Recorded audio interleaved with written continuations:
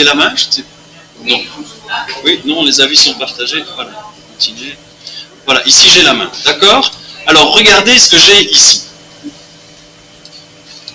Alors, est-ce que c'est un dossier ou un fichier? Les avis sont partagés. Si. Il y a bien point zip. Regardez, il y a bien marqué point zip à la fin. Donc c'est bien un fichier. Pour la raison qu'il y a une extension ici. Et qu'en plus, l'icône est différente. Elle ressemble, mais elle est différente. La part d'elle est plate, d'accord? Mais ce qui est important pour vous, surtout, au-delà des icônes, c'est le plus important, c'est l'extension.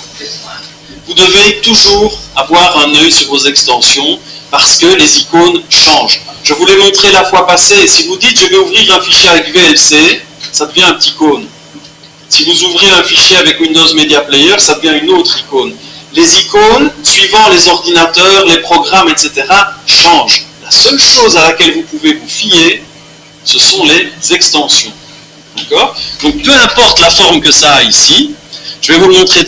Ne retenez pas ce que je fais, mais je vais vous le prouver simplement. Propriété, modifier. Hop, ok. Regardez.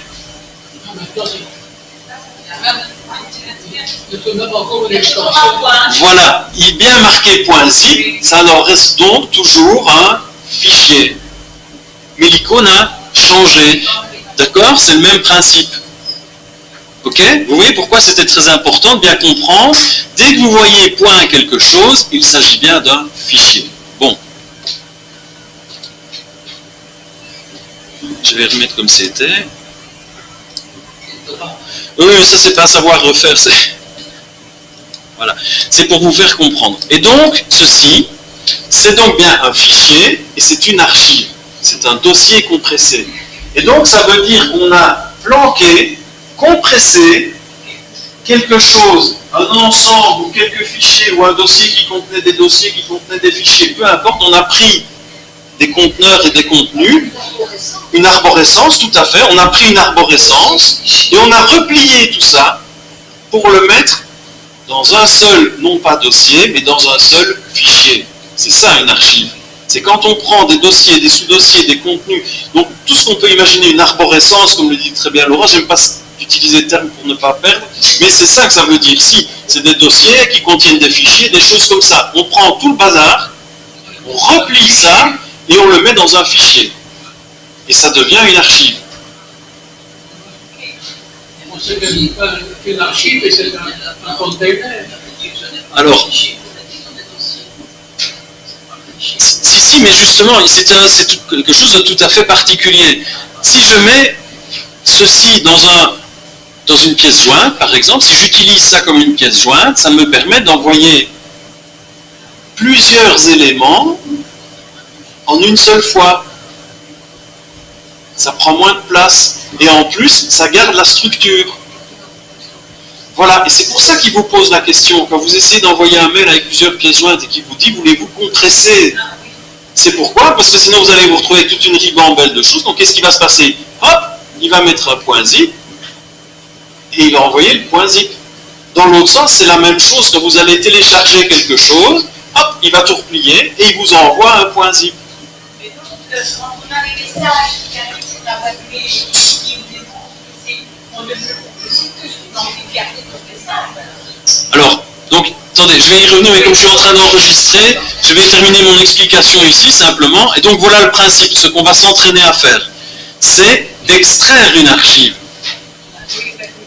D'accord? Alors regardez, je vais double-cliquer là-dessus. Voilà. Quelle est la fenêtre qui s'est ouverte?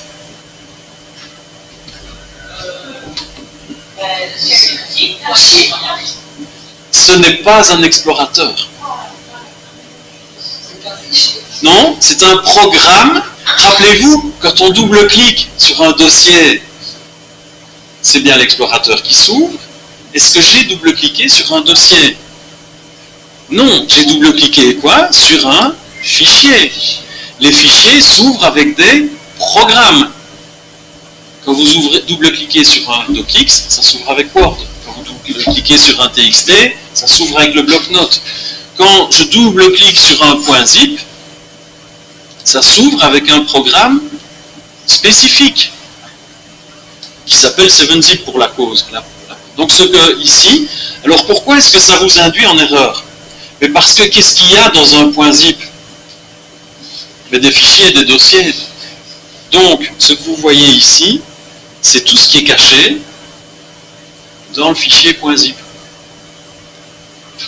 Alors là, je vous vois tous mystifiés.